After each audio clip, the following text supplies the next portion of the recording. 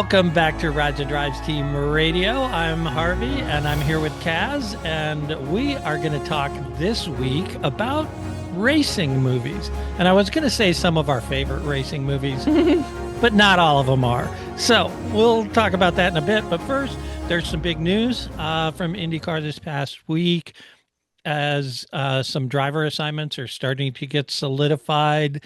Our predictions so far have been 3 for 3. We're 3 for 3. Really exciting. Yeah, Maybe we know something. maybe we know something, or maybe it's just not that hard. But, Yeah. Dennis Hauger is confirmed for that Dale Coyne Racing seat. Kyle Collette has moved into the open AJ Foyt seat. And this past week, Mick Schumacher from Formula One to Rahal Letterman Lanigan Racing. I think that's a nice move. I think it's a nice move for Mick, and I think it's a really nice move for RLL. What's your take? I agree. It works well for everybody. Mick had one season in Formula One driving for Haas at their low point. I know he's a better driver than what we saw that season. I don't know how good of a driver he is, though. He did very well in Formula Two. Yeah. I'm excited to see him pick up a piece of machinery that's theoretically a little more equal and see what he's got, because that's just a lot of fun. And then as far as RLL is concerned, first of all, Mick is going to bring in a lot of money. I hope so. That's just that's the expectation anyway. When you've got somebody with that name in your vehicle, I'm assuming that it's easier to find sponsorships. Yeah, he's certainly going to bring international eyeballs to the series too, which is great. Yeah, works for the series as well. There are people who know Mick and want to see where he's driving now. So they might watch an IndyCar race or two that they might not have otherwise watched, just to see what Mick does. And then maybe they'll fall in love with some other guys as well. Maybe we'll go 4 for 4 and we'll see Romain Grosjean there. And then those Formula One fans will be even more excited to watch. So again, Devlin DeFrancesco did fine. No problems. It's a bummer that he'll be out of a seat. I was watching the Indy 500, by the way. I was rewatching the Indy 500 the other day, just as something to have on. And I missed this just a stupid little fact. Apparently, Devlin was born like 3 months premature and was only 1 pound at birth. Oof. Tiny. Interesting. That's interesting. How do you survive? That's crazy. Apparently, his parents were told he would not. And he did, and went on to drive very well. Yes. In the premier American open wheel series. So congrats to you, Devlin. Sorry to see you go. But Mick has more upside. It is what it is. Yeah. There are still 2 open seats. There's one at Dale Coyne. Well, 1.5 open seats, let's call it. Yeah. Dale Coyne Racing has an open seat. They haven't announced who's going to be racing alongside Dennis Hauger yet. And Juncos Hollinger Racing, the rumor is, and it's a very strong rumor, that Stingray Robb will not be back. And if he's not back, then that seat opens up. So, who's going to be in that seat? We've heard rumors of Romain Grosjean. Connor Daly is certainly sitting out there. Wouldn't it be fun if both Renus and Connor moved from Dale Coyne to Juncos Hollinger? That's interesting. That would be interesting. A whole team of drivers moved over to that's interesting. So and an opportunity.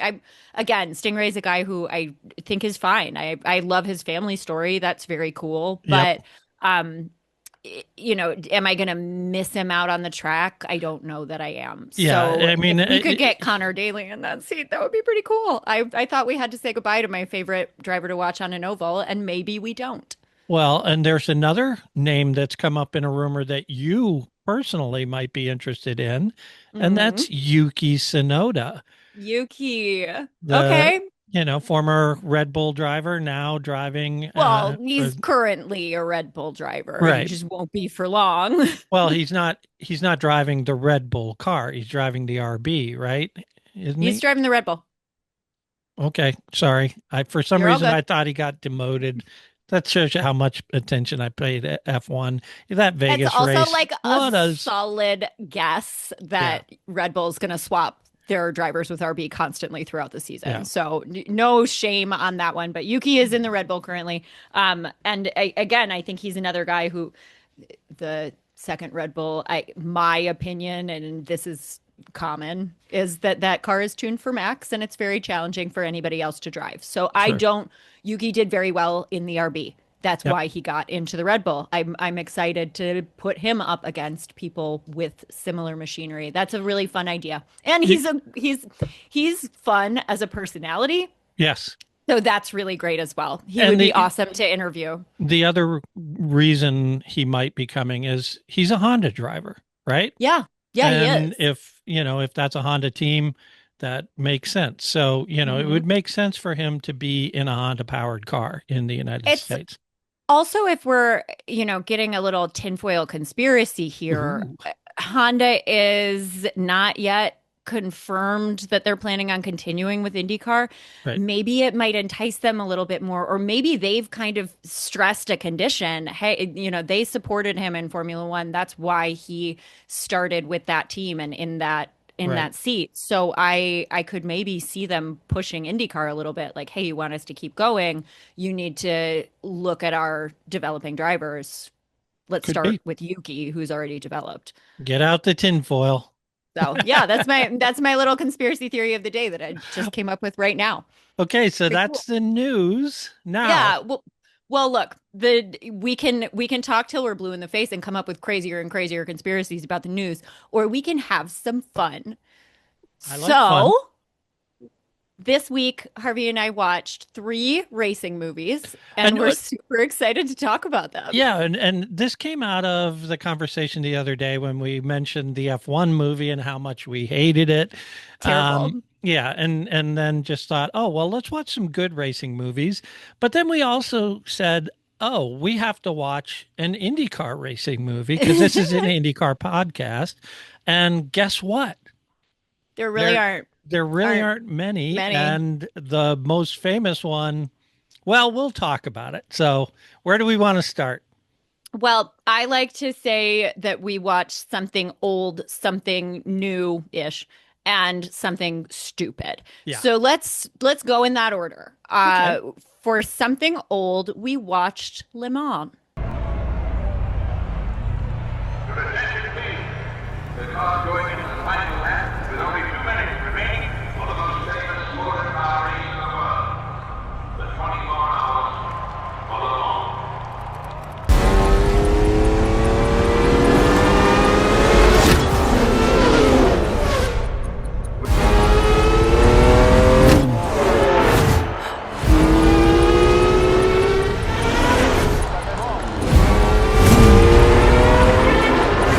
Through the chicane and along the grandstand street. Pushing their cars to the limit.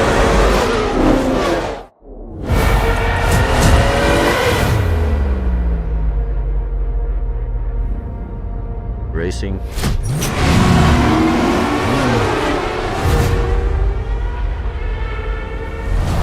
It's life.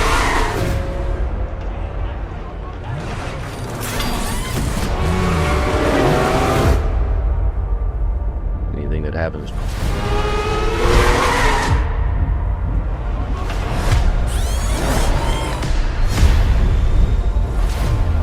Before or after.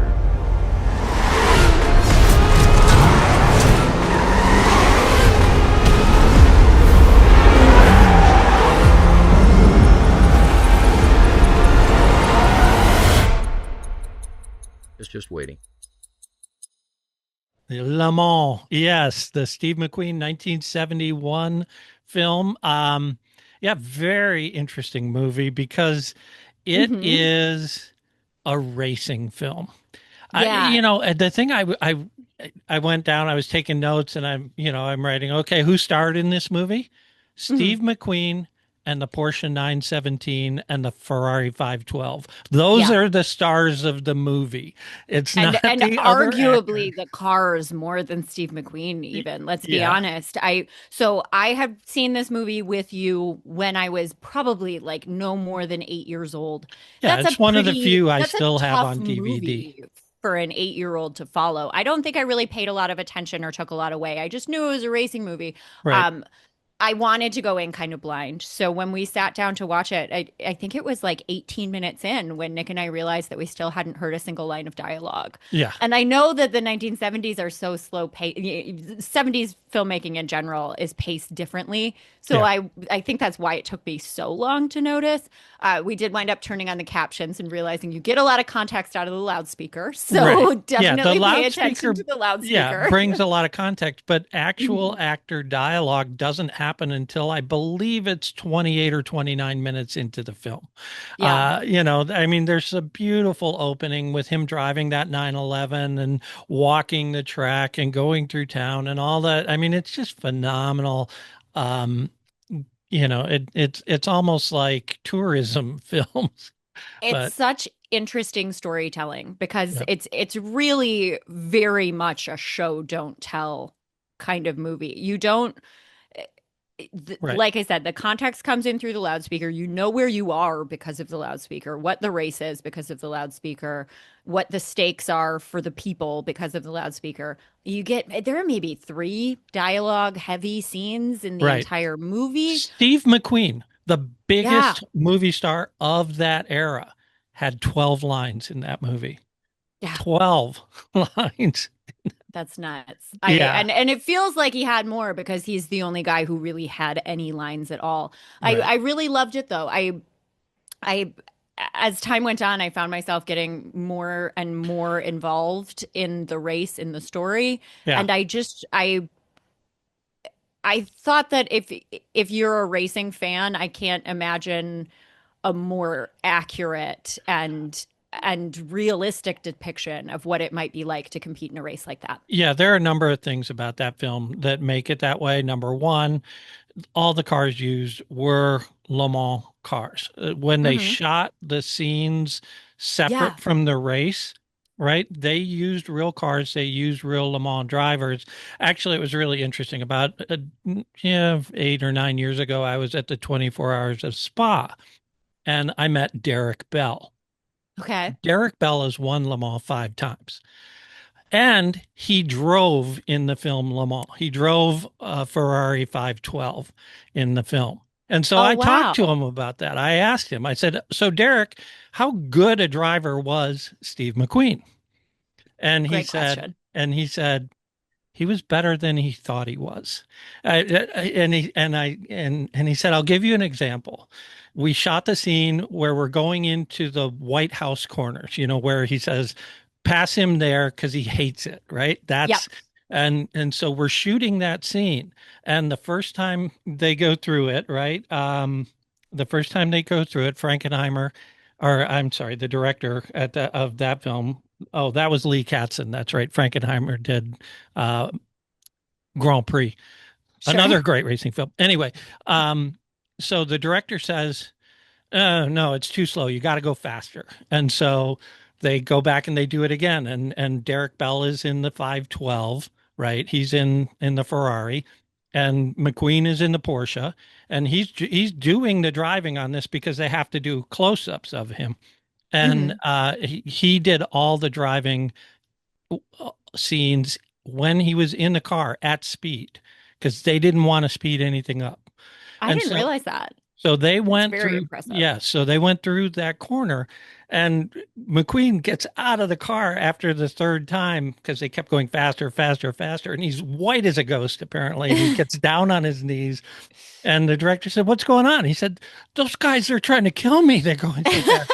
And he said, well, you made it, didn't you? You So, lived. yeah, Bell was very complimentary of him. He also talked about a lot of the fun they had on the set, like in between scenes, they'd all get out their dirt bikes and ride together. And so it was, stories like that were great. But Yeah. yeah, so the film, the other thing is the camera car. A lot of those racing scenes that where you're in the car POV type stuff, Hmm. that was actually filmed during the 1970 Le Mans race in a Ferrari or in a Porsche 908 that Steve McQueen owned and entered into the race. And that camera car finished ninth. Okay. Okay, so I knew that a lot of the race footage was from the 1970 Le Mans. I did not realize that Steve McQueen he funded a car to enter for the footage. Yeah. Right. Yes. And he had two high profile drivers, very experienced drivers driving that car. They drove it as if it was a car in the race. As if they were intending to win the race or Right. do as best as they could to do so. Yeah, that was an older. Obviously, they want to finish because they want all the footage. Right. But... And it finished ninth. Wow. Which is crazy. So that's such a great story. That adds so much mystique to this already great movie. So, as movies go, it's really a racing movie, right? This is a racing movie. This is for race fans. This is for people who love cars. This is not a movie that people who want story or dialogue or any of that, it's going to really enjoy. Right. I would even say like film nerd type people who love analyzing different ways of storytelling might still struggle a little bit with it. That's how much of a racing movie it is. Yeah. I really think you need to love racing to understand. I mean, there are so many great little moments. You mentioned him telling his teammate, pass him here because that's where he hates it the most. Those little moments where the two drivers were sharing information before changing out. The stress at pit stops. It just really feels like a kind of film that was made for people who love racing, and that's what I loved about it the most. It's clearly they loved it and they wanted to share it with us, and I loved having it shared with me. So great, thank you. Yeah, and I remember seeing that in the theater in 1971. My aunt Jeannie took me to see it. She grew up in France and had been to Le Mans a number of times, so she wanted to see it. So she took me to go see it. It was awesome. Amazing. Yeah, that's a perfect Aunt Jeannie movie. Yeah, I would recommend it without hesitation to anybody who enjoys racing, and maybe to people who really, really like compelling storytelling mechanisms, because it really, I mean, it's told in a way that I didn't expect. Unlike any other movie, you find out that he's involved in a crash in which a driver dies by the loudspeaker, right? Yeah. And the flashback, and the little bitty romance thing in there is it's interesting, but not overdone the way it is in so many movies. I also honestly even hesitate to call it a romance. It's more almost an obsession. Right. I mean, spoiler alert, guys, he killed her husband. Yeah. So, he's got complicated feelings about this woman, and that's interesting. Well, complicated and also, how do you talk to someone whose husband you were maybe not responsible, but involved in the death of. Yeah. So crazy. Yeah. Great movie. Great movie. Great. Didn't do well at the box office. I'm not surprised. I think it did like $7 million. It cost 18 to 15 to make, so they didn't make their money back on it. It was a passion project for McQueen. Yeah. And I'm so glad he did it. It's a movie I'm going to return to. Right. Already have once, I guess, but now that I really remember it and can process it. And Dad, when you are showing any young people this movie in the future, wait until they're like 15 and they can, it's just really quite complex for being such a simple movie. Right. And maybe I was just a little young at the time. Okay. So our second movie, A+, yeah. Yeah, our second movie is a Formula One movie, but not F1 the movie, which we already talked about is horrible. Yeah, we could rant about it forever, but we don't have to. Right, because we got another movie to rant about. So we decided to watch Rush.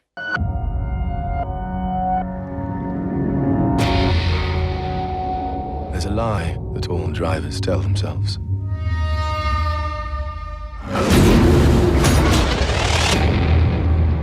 Death is something that happens to other people. And that's how you find the courage to get in the car in the first place. But more powerful than fear itself is the will to win.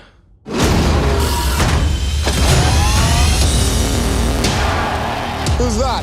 It's Niki Lauda. He's just been signed by Ferrari. The showdown between you and Nikki is all anyone wants to see.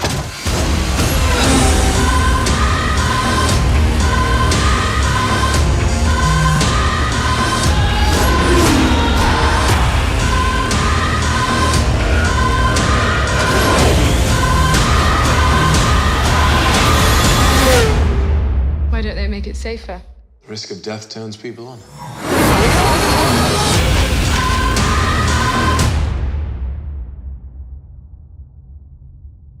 Yes, the 2013. Um, it's not I guess you'd call it a biopic, right? I think we can call it a biopic. Right. It's Of- it's a character drama at its core, a story, a fairly accurate depiction from Yeah. what I've read after the fact of the rivalry between Niki Lauda and James Hunt. And this was so fun for me because this is something that I wasn't even imagined in 1976 when this film was kind of set. I didn't of course, I wasn't watching. I knew there was a rivalry. I knew these were two great drivers. I knew that they were both world champions. I didn't really know much about them or what the rivalry was. Right. And I thought they did a really great job with the character study portion of it. You know, I agree I with knew you. who these two characters were. I knew what their relationship to each other was. They developed throughout the film in a really nice, subtle way. I thought it was great. Yeah, and it's interesting because Lauda, after seeing the film, he worked on it. A little bit, yeah. A little bit. They consulted him, but after he saw it, he said, "Yeah, I mean, they didn't do a lot of the Hollywood things that traditionally happen in a film. Now, a bunch of things are different. Are like they weren't really antagonistic to each other. They were rivals, but they were friendly rivals. They roomed together at one point in their Formula 3 days. So, well, the movie never would have led you to believe that. Exactly. That's interesting because this things- kind of leads to what I wanted to ask you, which was I read that same Niki Lauda watched the film and he characterized it as about 80% truthful. Right. So, I took that to mean the broad arc is correct and lots of little moments are, but also lots of little moments aren't. He Right. also said he really enjoyed it and that he said that he thought James would have as well, which I thought was a really high bit of praise. But I wanted to ask you because you were paying attention and into Formula One in 1976. As a and you were 16-year-old, watching this. yes, I Well, was. sure, but you were there. Yeah. What do you remember and how did you connect with this movie?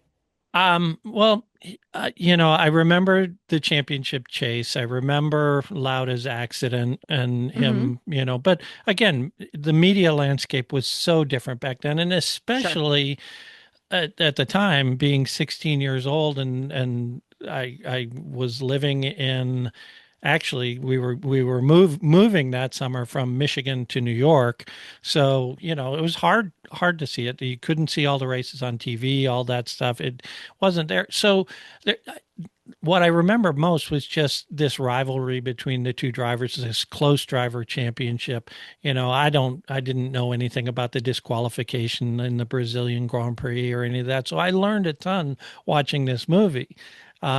Which I thought was great. But what I love about it too is it's such a great period piece. That was the 70s in terms of the styles, in terms of the lifestyle. James Hunt lived a sort of prototypical, playboy, spoon, silver spoon aristocratic existence, and it really brought that to life. The castle that his team was in and all the other stuff. It's pretty crazy. So those things I thought, were really well done. And then the fact that the series and as much as Jackie Stewart tried to change things earlier and make it more driver centric and give the drivers a bigger say, things like the driver meeting and trying to get the race postponed. And then even then they go to Japan and it's raining so hard. And I do remember that because that was a worldwide broadcast and it was a big deal because these two were coming down because it was to the championship. Yeah. Right. And for them to run that race in those conditions was ridiculous. Yeah. I mean, they could have waited a couple hours and started the race, but Yeah, yeah, definitely. So, So the driver meeting before Lauda's accident, that was largely that happened. Yes, that happened, and now who knows exactly whether the dialogue there was correct or not? But it Hunt did say, you just want to cancel it because that's going to help you win the championship. Which, hey, it would have, but also would have helped him save his face. Yeah, and I mean, I read somewhere that Hunt did spend, time during that season thinking about feeling responsible for Lauda's crash. Sure. Now, the crash was due to a mechanical failure on the car, not the rain or not the weather the or rain anything. But still, if the race had been postponed, who knows? And if it hadn't have happened then, who knows if it would have happened the next race? You don't. Yep.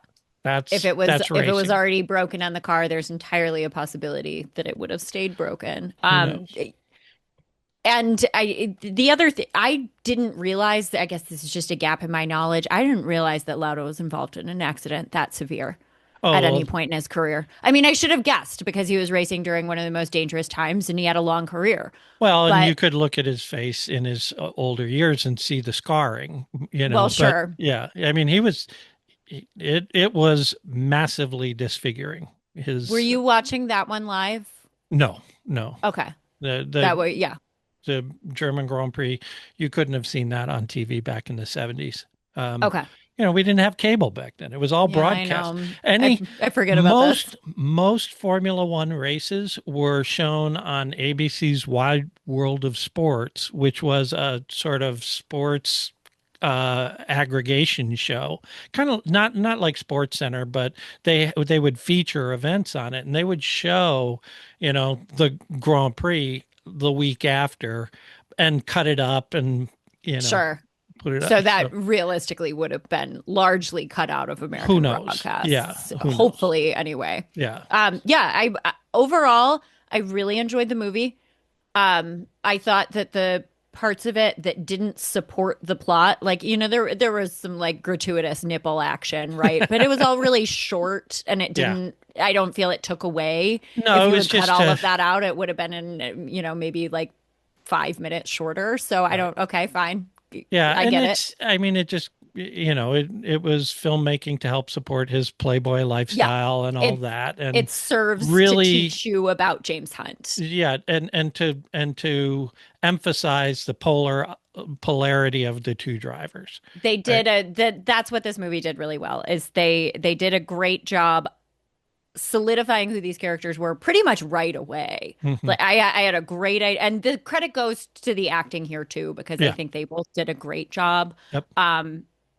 Pretty much right away, you knew who they were. And then they developed the relationship between the two of them very well, from this kind of baby rivalry into something much more serious. And then you start to see James developing these feelings of guilt and Nikki developing these feelings of respect toward him. I thought that as a person who loves stories about relationships and how they change over time, I thought that this was really fun. And I would say that this is the movie that I would recommend to the most people broadly. I agree with you. I think it's a really good film with excellent racing in it, right? You know what? We have not yet talked about the racing, and I think we should take a minute and do it and then talk about why that's significant. Right. The racing scenes were good. They were well shot. Yes. Nothing groundbreaking or crazy, but everything looked theoretically real. I liked it. Right. The racing scenes were good. Yeah, there was solid racing action. It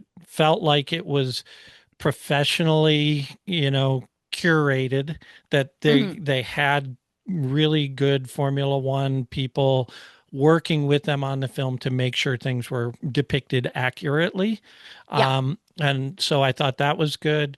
I love that era of F1 where they were still, shifting the cars manually and all of that as opposed to paddle shifters. So I thought a lot of that action was great. And those cars were, they weren't my favorite era cars. I kind of prefer the late 60s, early 70s era F1 cars. To the 70s, but there was a lot of experimentation going on there aerodynamically. And so you had some interesting cars in there, like the six-wheeled Tyrrell, that was such a breakthrough design, trying something completely different. And that car did pretty well. It finished third in the championship, in the constructors championship. So interesting. Yeah. There's another knowledge gap that okay, great, cool. Yeah. That's fun to think about. And that was played with in the movie a little bit too, when, Nicky walks into the garage and he starts just kind of like, we're going to try this and this and this. And, I don't believe that, obviously it didn't come out of a computer telling him to. That was just a guy thinking like, I drive these and I think if we try this, maybe that'll be better. Right. And that's a fun thing to think about that we probably won't ever have again. No, his analytical, you're right. In the scene in the passenger car where he talks, I can feel it in my butt, I can feel it in my ass. That's, a lot of people talk even today when we drive, when we're testing cars and things like that, we talk about our butt dyno and, what can we feel happening in the car? Sure. So there's a lot of contact there. So it makes sense that that's where you would feel things. Yeah, no. I really enjoyed it. But again, it took us, we've been talking about this movie for probably 10 minutes now. It took us 10 minutes to get to the racing. So if you want a great racing movie, this might not be my pull. Right. I liked it. I thought it was, and maybe I will watch it with racing fan friends sometime. But when I'm thinking to myself, I want to watch a movie about racing, I'm probably going to go back to Le Mans. Yeah, this is a movie that's about the characters. And, this could have been made about any sport. Yes. This is challengers. It's not a movie about tennis. It's a movie about this relationship. Just happens to be set in tennis. That's exactly what it is. Rush is a great character study that happens to have racing in it. And the racing is pretty well done. And one other thing, the reason that is because of the director of this movie, Ron Howard. And when you think about the movies he's made, when he gets characters and really develops them well and weaves a great story, even about things that we know how they're going to end. Yeah. Like the F1 season, like Apollo 13, you just know. Right. Well, and you're right. He takes large events and then tells character stories through that frame. Apollo 13 ultimately isn't really a movie about going to the moon and failing. I mean, it is, but it's much more about Jim Lovell and his relationship to his family and what he wants out of his career and legacy. And the team and problem solving and all those other things. So, there are a lot of similarities. So, go see Rush. Lots of fun. Really enjoyed it. Seek it out on your streaming service. It's definitely worth watching. And now, because we had to include an IndyCar movie, because this is an IndyCar podcast, we have to talk about Driven.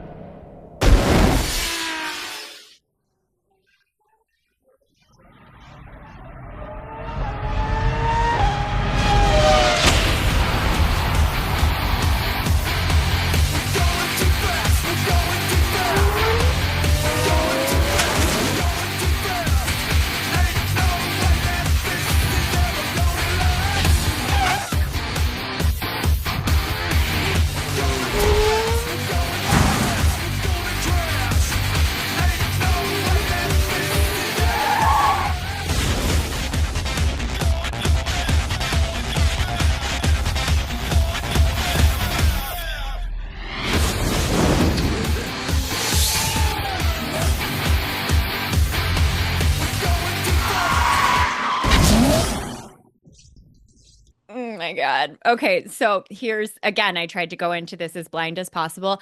I actually had really high hopes for this movie, not for it to be good. I was Yeah. never laboring under the expectation that this would be a good movie, but I thought that this might be a so bad it's amazing kind of movie. Hmm. Um, and for the first maybe 20 minutes, it looked like it was going to be. The it was made in 2001 and you can tell Yeah. I wouldn't be surprised if I saw a star wipe in there going from scene to scene. It was so like tacky mall edited. The camera angles were bizarre. There were dolly shots where there didn't need to be, just to like show off that they had a Right. dolly. I don't know what was going on with it. um and then you see Burt Reynolds Yeah. and I'm like, this is going to be great. I'm going to love everything about this. And as time went on, it just became more and more tedious And painful, and and yeah, painful. the characters, they couldn't have been more one-dimensional if I had drawn them with a pencil. I mean, it was unbelievable how thin the plot was, how badly developed the characters were, how absurd the racing action was. Just everything about it. And then to top it all off, this is a movie about IndyCar racing. Well, actually, Champ Car racing back then. And there's Hmm. no Indy in the movie. You know Yeah, why? I can't believe, because I'm sure Indy wouldn't let them film there. Because it was the split, Champ Car versus IRL. And so Champ Cars did not race in the Indy 500. Oh, there was So that period of time. Yeah, that's So right. there's no Indy in this movie. So they shot in Detroit, Toronto, Chicago. Long That's Beach. the stupid. Well, what they did, yeah, they went to all the races, Germany, Japan. Back then, they did race internationally, right? Yeah, Although the German Grand Prix, whatever it was, they shot that at a different track than IndyCar actually raced at, because they wanted the lake and for that sure. bullshit scene. So, yeah, if you're an IndyCar fan and you're a movie fan, and if you're a Sylvester Stallone fan, you're gonna hate this movie. I mean, He said it was he is on record saying it's a movie he regrets. So hang on. I just yeah, I want to take a step back. The plot of this movie, quite simple. yeah. Quite simple. Um, okay, well, actually, there are a lot Actually, of things to talk actually, about. you know what? It's basically the same plot as the F1 movie. Well, I didn't pay enough attention to the F1 movie, but I Scene guess you're right. Yeah, we've got Retired, young washed rookie up driver driver, comes yeah, back to mentor a to rookie driver. revitalize, mentor this rookie. You've got, your classic three-time champion. He's got to be German Right. because that, is the villain in the Right. 2000s. He's got to be German. Well, Um, yeah, he could have been Russian, but yeah. but we weren't. Um, Yeah, But it wasn't the animosity built more recently for that. So German was the villain du jour at the time. Just. Die Hard. yeah, it's true. Um, but okay, the one love triangle between the two drivers. So Yeah, the rookie driver, like the champion broke up with his fiance. right. And then the rookie driver starts trying to like nice guy her, like, it's Yeah, okay if you don't want anything more. How about we're just friends? But then he's like constantly pressuring her to not be just friends. I never, spoilers, she ends up back with her ex-fiance, the hmm, former champion. And like, thank God, girl. Even though he's also unstable and willing to dump you because he lost 3 races, at the very least, he's not like a creepy proto nice guy situation who believes he's entitled to your time or relationship because he was nice to you. yeah. Um, There's so many so bad fine, stock okay, characters in that movie. Yeah, yeah, that's my thing. Like, include that one, I guess, because the main rivalry is between these two guys. So let's right, enhance it by adding this woman into the mix. She's right. a prop, and I wish she was an actual character, but fine, whatever. why was there what about the journalist who was like covering the team and Yeah. she wound up in a relationship with Sylvester Stallone, but they only had like 3 scenes together and then all of a sudden they're actively dating and being affectionate and Yeah. There was they no just development wanted there. to give him a love interest, but then they didn't want to do anything with it at all. So Right. there was zero conflict. There, you could have done stuff with that plot. You know, she's covering the team. There's a conflict of interest, Yep. whatever. He also had an ex-wife who is now married to the driver whose seat he took in Right. order to mentor this rookie. And she was just antagonistic all the time in Right. a very annoying way, not in like a fun way. Yeah. And then the And her brother husband agent. was super nice. Yeah, and then there's the rookie's brother is his agent and he loves him, but he's also like mean and he's doing the Yeah. wrong things for his career, but he's trying. Like none of these Yeah. they couldn't even commit to making the villain a villain because he turned out to be a pretty cool dude. Right. No, it was all bad. I mean, it's just a horrible movie. And it's I one of those that you watch it and you go, I really wish I could get these 2 hours back.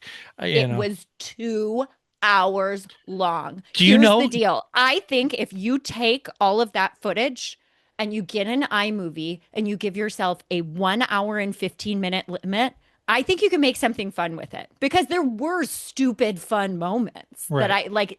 Part of it gave me what I wanted. Oh my God. Burt Reynolds was in a wheelchair and they Yeah. didn't explain why until the very end. Yeah. It's all I- just, yeah, there's so It was much weirdness going on in that movie. And then, and I didn't realize this, but I was reading about it because, we had to. because after you watch something like that, you have What- to read about it. Because The, like, why? the director said his initial cut for this movie was 4 hours long. Can you Oh my God. imagine? Well, at least they would probably explain some of the nonsense, like what's the deal with this ex-wife and why is this journalist here and why is Burt Reynolds in a wheelchair?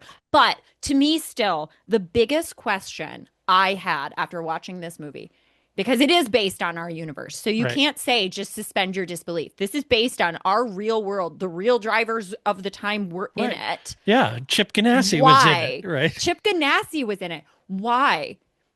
Okay, you are a team, and Chip Ganassi is your main rival, and you have a rookie who is second in the championship, pushing Chip Ganassi's number one guy. And this guy is like, for lack of better, he's like a Joseph Newgarden type, He's blonde. He's winning a lot of races. He's won a couple championships. Like, that's who I kind of conflate this guy to. You've got a rookie in your car who's challenging this guy. Mhm. He's second in the championship. He's going to lose his seat at the end of the season? Yeah. No. What? And apparently no one else is interested in scooping him up. Right. Like, Yeah. this guy is like a diamond. You cling to this kid. You give him all the money he wants. Yep. I don't understand. Like the main conflict of the film was that if this guy doesn't get back to form, if this kid doesn't get back to form, I'm he cutting lost, his like, 3 contract. races. Yeah. You're cutting his contract. He won 5 races his rookie year in the first half of the season. Right. That kid is getting his contract renewed. Yeah. I It's just, it's so like, the main conflict, the initial premise is already off. And then Sylvester Stallone is still kind of built like Rocky. I'm sure he's not working out as much as he was, yeah, but he's not still, fitting in an he's not IndyCar. an IndyCar driver. Like, and so then I thought, I mean, okay, he's well, short, who but, cast yeah. him? Like, why? And then Sylvester It was Stallone his wrote project. It. Yeah. He wrote it. He Yeah, initially for wrote him. it to he be thought, this is a good idea. he initially wrote it to be an F1 movie. And everyone wouldn't do it because it. they said this is stupid. Probably. So, okay, let's talk about the racing now. Oh, now that okay. we could go on. Well, first about of all, this. I had a lot of you know how he problems. talked about how Le Mans, they shot everything at speed? Yeah. None of this was shot at Nothing. speed. You could tell this was Yeah. all shot at, 25 miles an hour, and they jiggled the camera or they put some effect Mm-hmm. on it to make it look like the car was going fast. It was, Well, And I think that's why there were all of these moments during the racing where like there was kind of like wiggly, like cloudiness going on, and the camera was angling in weird ways. And it was very clearly done to hide that it was, to hide that they were not driving at speed. And then the other thing that I really noted about the racing, and this was so stupid, in the very first scene with a race, they did a huge crash that then cut immediately to just some like fun montage of other cars going around the track and trying to pass each other. So they took all the stakes away from a large scale accident. Right. In a storytelling perspective. Like if I'm going to be telling a story that involves a race car crash and I want to build the stakes for that crash, I'm definitely not going to show a giant fireball and then somebody just walks away and everybody laughs. Right. Like that takes away your stakes, man. And it was not a crash that would ever happen in that way. And the big main crash at the end was also just so wildly, laughably unrealistic. And if you want to do that, then go over the top all the time. Don't, this could have been fun. Yeah, it could have been. And, that's the interesting thing about it is, there've been a bunch of F1 movies made. There have been sports car movies made. There's been, Days of Thunder, NASCAR movies. But for some reason, IndyCar doesn't film well, I guess. I don't know why people, why there hasn't been a great IndyCar movie. Because it's a great series and the cars are great and the stories are compelling and we watch the settings are fantastic. The settings are fantastic. There's so much beauty in so many of these tracks. Yeah. So I challenge any filmmaker on any level to please attempt an IndyCar movie so that Driven is not our flagship film. Yeah. Please. Yeah. Please. And if you like Driven, please put in the comment why you think it's worth watching. I would love to hear someone defend this film. I mean, its rating on Rotten Tomatoes is 13%. And I think that's high. I'm shocked that many people like this movie. So that's high. Yeah, it's terrible. And I'm a consumer of bad movies. I like watching bad movies. Yeah. This one just didn't. The first 20 minutes were super fun and everything past that was just a slog. Yeah. Yeah. Well, there are a ton of other racing movies. We mentioned one, Grand Prix. We should do that. I think we'll make this a regular feature. Like once a month, we'll do a racing movie review. We've got Rides and Drives Team Radio Movie Club. Oh, yeah. We'll tell everyone the week ahead what movie we're going to do the next week. You can all watch it. And then you can comment on it. We'll read some comments from viewers in the when they leave them in the chat. We can do that. Great. But yeah, there are a lot of great movies. Also, so if you want to put your favorite movies in the chat of this, so we can go ahead and add those to the list. But we're definitely going to do Grand Prix. I think we have to do Days of Thunder. I'm pushing for Talladega Nights. Talladega Nights, the legend of Ricky Bobby. One of the best racing films ever made. Probably the best NASCAR racing movie ever made. I think, one of my all-time favorite racing movies involves motorcycles. It's a documentary called On Any Sunday. So, I've seen you watch that. Yeah, that's probably. But I've never watched it.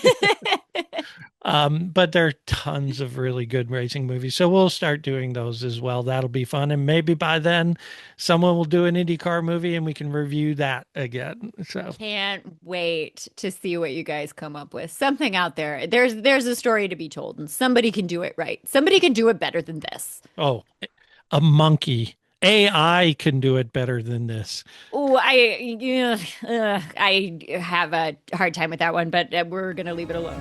Okay.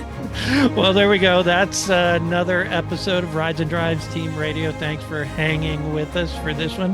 Hope you had as much fun listening as we had talking. So for Kaz, I'm Harvey, and we are Rides and Drives Team Radio, and we will see you next week. Happy Thanksgiving, everybody.